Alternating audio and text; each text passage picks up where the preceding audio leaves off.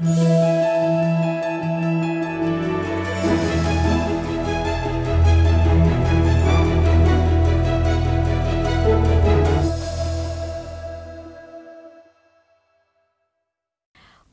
Swastiastu. Selamat pagi pemirsa Kompas TV Dewata, senang sekali pagi ini kembali berjumpa dengan saya Permana Dewi dalam program Sapa Bali Pagi. Pasti banyak pemirsa di rumah yang penasaran, kira-kira untuk di Sapa Bali Pagi hari ini, hal menarik apa lagi yang akan kita bahas ya?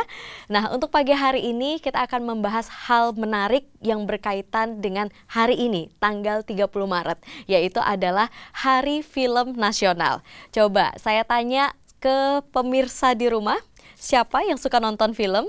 Kayaknya banyak ya yang suka nonton film. Atau mungkin ada salah satunya pemirsa yang di rumah ini adalah pembuat filmnya. Wih, keren. Ya, memang untuk saat ini siapa saja bisa membuat film ya. Siapa saja bisa membuat video promosi yang luar biasa kerennya karena kecanggihan teknologi kita. Tapi penting banget nih untuk kita semua mengetahui aturan-aturan atau kaidah-kaidah yang berlaku dalam sebuah karya perfilman atau video promosi tersebut. Kenapa? Karena dalam sebuah karya tersebut tidak hanya menyajikan sebuah hiburan saja untuk penontonnya, tapi di dalamnya juga diperlukan edukasi yang penting bagi penontonnya. Apa saja kaidah-kaidah tersebut atau aturan-aturan tersebut yang perlu kita ketahui khususnya berkaitan dengan penyensoran? Pagi hari ini di Sapa Bali Pagi sudah hadir di tengah-tengah kita Bapak Norka Masardi, Ketua Subkomisi Dialog Lembaga Sensor Film. Selamat pagi, Swastiastu. Sehat Pak ya? Alhamdulillah. Sehat, Alhamdulillah. Setelah Bapak Norka, di sebelahnya ada juga Ibu yang cantik, Ibu Hafidah, Sekretaris Komisi 1 Lembaga Sensor Film. Halo Ibu. Halo Mbak Dewi, selamat pagi. Selamat pagi, sehat Ibu ya? Alhamdulillah sehat. Alhamdulillah sehat. Gimana nih, sudah keliling kemana aja untuk berkaitan dengan Hari Film Nasional ini?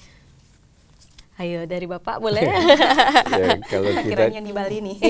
kalau kami tim dari LSF keliling ke sejumlah tempat, kan kita berbagi tim. Nah, ke Bali saya dan Mbak Fida. Kalau saya ke Bali sudah sering. Udah sering. Termasuk ke sini. Iya, udah tahu berarti tempat-tempat jalan-jalan di sini Pak ya. Ibu Hafidah baru pertama kali ke Bali. Oh, enggak juga. Enggak juga. Dengan program yang lain. Oh, berkaitan dengan program yang lain ya. Ya, seperti yang tadi sempat saya singgung Pak dan juga Ibu ya, yaitu adalah berkaitan dengan perfilman khususnya di Indonesia. Siapa saja memang sekarang ini bisa membuat film begitu ya, bikin video sedikit pakai HP aja bisa jadi video ataupun film seperti itu. Tapi perlu kita tahu aturan-aturannya. Sepertinya juga banyak pemirsa di rumah yang belum aware ataupun juga belum kenal dekat dengan lembaga sensor film ini. Nah, sebelum kita jauh ngomongin aturan-aturannya itu, mungkin boleh dijelaskan dulu kepada pemirsa di rumah tugas dan juga fungsi dari lembaga sensor film dari Ibu Hafidah. Ya Pak Norka. Ya, lembaga sensor film ini kan dibentuk berdasarkan Undang-Undang 33 2009 tentang perfilman. Nah, kami ditugaskan oleh negara untuk melakukan penelitian dan penilaian terhadap film dan iklan film yang akan ditayangkan di halayak umum. Jadi apapun rekaman yang akan ditayangkan itu wajib melalui lembaga sensor film untuk disensor. Sebetulnya bukan karena ini namanya lembaga sensor, sebetulnya yang kami lakukan dalam 8 tahun ini adalah melakukan klasifikasi usia. Jadi film tertentu ini, film A ini cocoknya untuk klasifikasi semua umur, film B untuk 13 tahun ke atas, film C untuk 17 tahun dan 21 tahun. Jadi kami melakukan penelitian dan penilaian. Hasilnya adalah berupa surat tanda lulus sensor. Nah, jadi kalau pemirsa menonton di bioskop atau di TV ya, ada kita sebut TELOP, surat tanda lulus sensor lembaga sensor film, berarti film ini sudah diteliti dan dinilai dan boleh sesuai untuk klasifikasi usianya. Juga program TV. Oke, oh berarti tidak hanya tentang film aja Pak ya? Yeah. Program TV seperti contohnya sinetron itu juga? Iya. Oh. Jadi semua yang direkam di semua lembaga penyiaran televisi, semua dalam bentuk rekaman wajib disensor. Itu berdasarkan ketentuan undang-undang tentang penyiaran yang diawasi oleh KPI. Jadi karena KPI tidak punya perangkat untuk menyensor dan di Indonesia ini hanya ada satu lembaga sensor film, maka KPI menitipkan semua program TV yang direkam itu wajib melalui lembaga sensor film. Kecuali berita, olahraga, siaran langsung itu tidak perlu. Itu tidak perlu. Berarti semua yang direkam seperti tappingan gitu Pak ya. Oke, baiklah. Berarti kalau misalnya film nih, berarti nonton filmnya dari awal sampai akhir duluan dong Pak ya? Oh iya. Mbak Fida senang nih. Berarti itu ya Bu Fida ya. Kalau misalnya sebelum kita melakukan sensor film, otomatis kita harus menonton film itu dari awal sampai akhir seperti itu. Iya betul.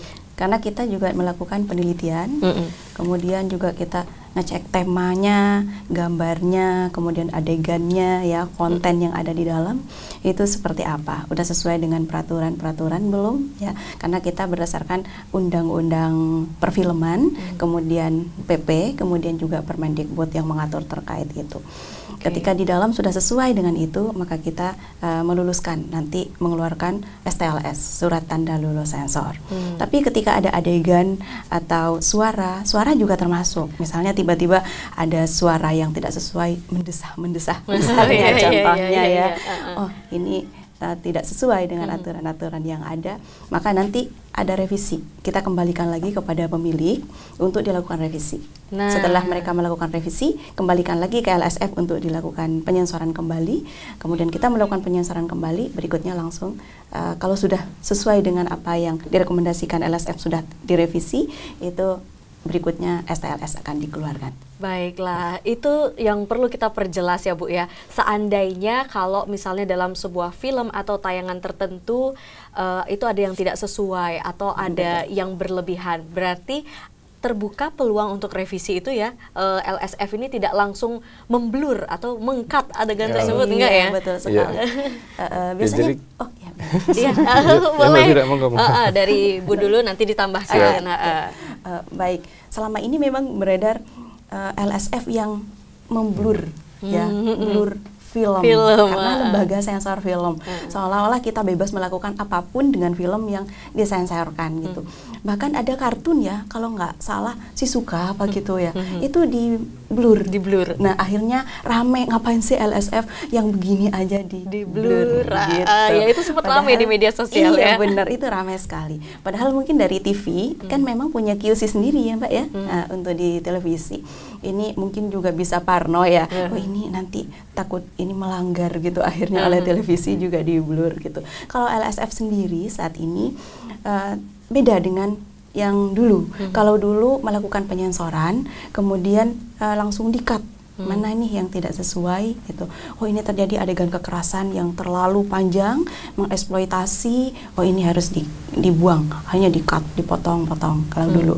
Dan dokumen itu masih punya, kalau mau ditonton juga masih ada di lembaga sensor film ya. Berarti lembaga sensor film yang dapat nonton itu ya. Ya benar, kita dapat gratisan yang seperti itu Mbak. Nah sekarang enggak, kita klasifikasi usia. Klasifikasi usia yang ditetapkan oleh LSF setelah melakukan penyensoran di studio itu, kita sekarang punya 5 apa 4 ya Pak Nurkan? 5 studio. Di situ yang melakukan penyensoran adalah anggota lembaga sensor film, itu kami yang ada 17 anggota. 17 anggota mewakili Kominfo 1 orang, kemudian mewakili Kementerian Agama 1 orang, mewakili Mendikbud 3 orang, selebihnya dari masyarakat. Pak Norka dengan saya ini mewakili dari masyarakat, tapi dari latar belakang yang berbeda, gitu. Jadi ya, mungkin sudah melalui diskusi panjang.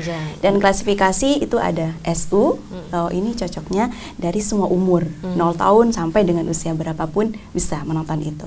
Kemudian yang berikutnya 13 tahun atau lebih ya ke atas, kemudian 17 tahun atau lebih, sampai terakhir itu yang dewasa adalah 21 tahun atau lebih. Baiklah, ada tambahan Pak? Ya, cuma beda dengan Beda dengan dulu, jadi lembaga sensor sekarang ini karena bentuk format sinemanya dalam bentuk digital, kita tidak melakukan pemotongan pengguntingan.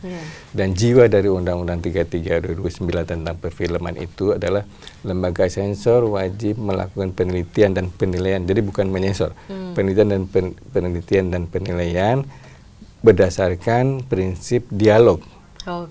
Jadi tadi kalau seperti Mbak Vida bilang ada adegan atau suara yang dianggap tidak cocoknya bukan karena tidak cocok menurut kita, tidak cocok untuk usia semua umur. Yang ini tidak cocok untuk 13 tahun, yang ini cocoknya untuk 17. Nah, kalau selama itu cocok untuk 17 kita loloskan. Nah, kalau ada komplain dari pemilik film, kenapa film saya 13 kok dikasih 17 gitu, karena itu boleh dialog, mengajukan surat kepada kita. Baik, berarti peluang untuk dialog itu terbuka ya Pak ya. Baik, sebentar akan kita lanjutkan apakah kebijakan ini, kemudian juga peluang untuk dialog ini sudah diketahui oleh si pembuat karya, produsernya atau pembuat filmnya. Sebentar kita lanjutkan, tetap di Sapa Bali Pagi.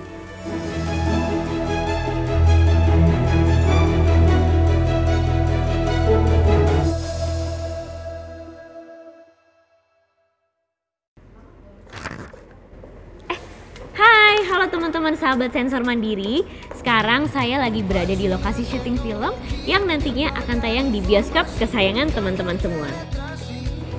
Nah, bisa dilihat kan betapa ribetnya proses syuting film, dari proses penataan lighting, kamera, sampai departemen lainnya.